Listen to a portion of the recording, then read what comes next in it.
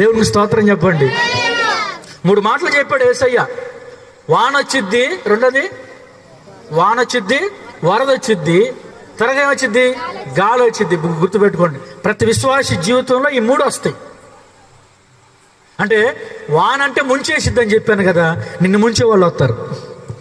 చెప్పండి, ఎవరు వస్తారు? నిన్ను ముంచేస్తారు అమాంతంగా. నిన్ను ముంచేయాలని వస్తారు కొంతమంది.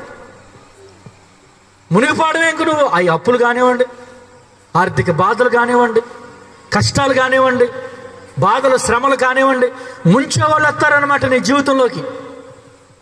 ముంచేయడానికి వస్తారు, నిన్ను అచ్చగా ముంచడానికి వాళ్ళు వచ్చేది.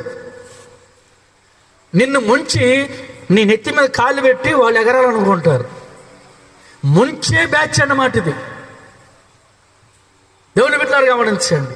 నీ దగ్గర డబ్బులు లేకపోయినా, నీ జేబులో డబ్బులు